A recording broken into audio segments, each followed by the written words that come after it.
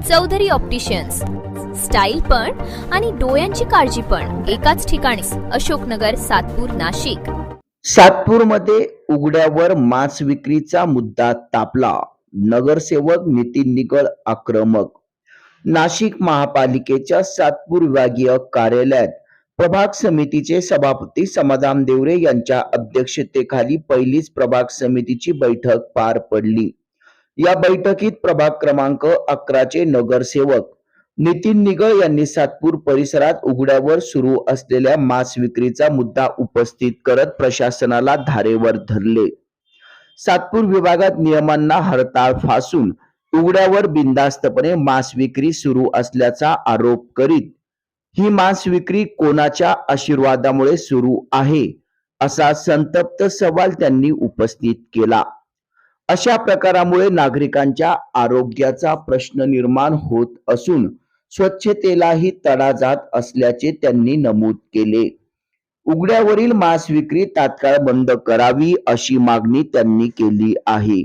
Satpur Ambad link road, Ashoknagar, Shramik Nagar road, Satpur colony market, Satpur गाव, आनंदवली, गंगापूर अशा परिसरात सर्रासपणे उघड्यावर बेकायदेशीररित्या मांस विक्री सुरू होत आहे. या मांस विक्रीमुळे कुत्र्यांचे प्रमाण वाढले आहे. तेच कुत्रे लहान बालक नागरिकांना चावा घेतात. यावर तात्काळ बंदी घालावी अशी मागणी नगरसेवक नितीन निगळ यांनी केली आहे. उघड्यावर सुरू असलेल्या बेकायदेशीर मांस विक्रीवर तातडीने कारवाई करावी, संबंधितांवर कठोर पावले उचलावीत आणि सातपूर परिसरात नियमांचे काटेकोरपणे अंमलबजावणी करावी अशी मागणी नगरसेवक नितीन निगळ यांनी केली आहे.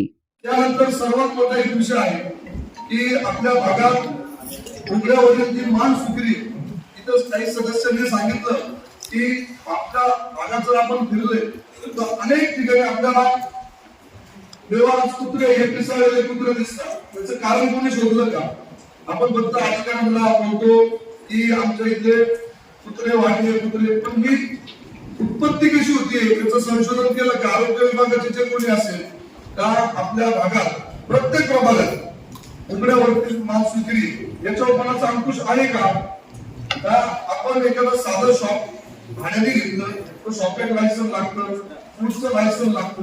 म्हणजे उघड्यावरती मांस विक्री जी चालू आहे ही कोणाच्या आशीर्वादाने चालू आहे? ही मांस विक्री तात्काळ थांबली पाहिजे. त्याचं कारण सांगतो. आपण घरातलं जेवण झाल्यानंतर स्वच्छता करतो, डस्टबिन मध्ये घाण टाकतो, घंटागाडी आल्यानंतर तिच्यात टाकतो.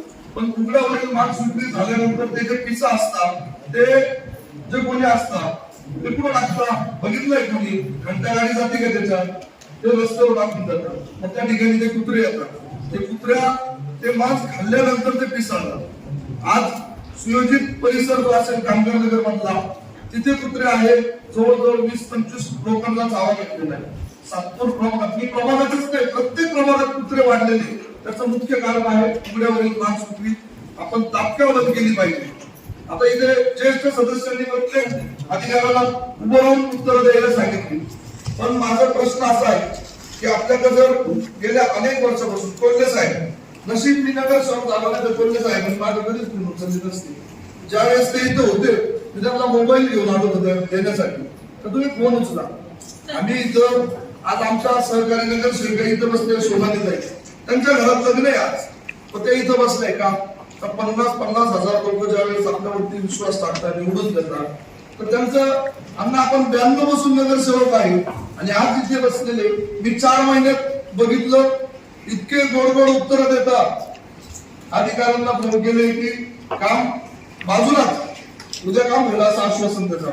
पण प्रत्येक प्रभागात आता टास्क फोर्स सुरू केलेला आहे. महापौरताई, सभापती, आपण सर्वांनी. आता आमच्याकडे कधी येतो आपण प्रभागात प्रत्येक विभागाच्या अधिकाऱ्यांना सांगितलं पाहिजे. सन्माननीय नगरसेवक ज्यावेळेस काम सांगतो स्वतःचं काम कधीच सांगत नाही. प्रत्येकाने ते काम सांगितल्यानंतर किमान समोरच्या तो समाधान झालं पाहिजे असे उत्तर त्यांच्याकडे आले पाहिजे. त्यानंतर आपल्या भागात कत्तलखाने किती, ज्या ठिकाणी आपण मांस विक्री होती त्या ठिकाणी अधिकृत कत्तलखाने किती आहे याची माहिती या ठिकाणी आम्हाला पाहिजे.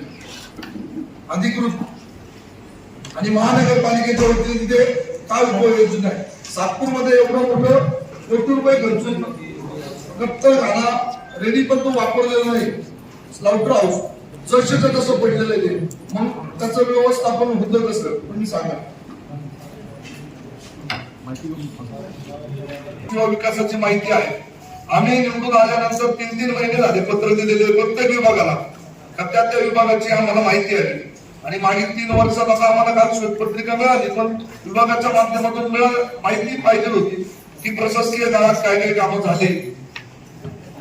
कारण 50-50 हजार रुपये 50-50 लाख रुपये प्रत्येक उद्यानाला अन्ना प्रभागाला 50-50 लाखाची मेंटेनन्सचे प्रत्येक विभागाला आहे, प्रत्येक प्रभागाला आहे. कोणीच नाही. आपल्या डॉक्टर बाबासाहेब आंबेडकर क्रीडांगणावर सकाळी जॉगिंगला जी लोक जातात त्यात सभापती सुद्धा आपण किती वेळा प्रायव्हेट किंवा लोखंडे साहेबांना सांगून आपण टँकर मागवलेला आहे. त्याचं काम नाही का, ठेकेदाराचं काम नाही का, त्या ठिकाणी टँकर दिला पाहिजे. आम्ही उभं राहून जसं आपण शेतात काम करतो तसं त्या दिवशी आम्ही प्रभागात उभं राहून 4 नगर सहभागी 3 ट्रॅक्टर कचरा आणि 1 ट्रॅक्टर दगड त्याच्यामधले गोळा केले. मग ठेकेदार काय करतात 3-3 वर्ष.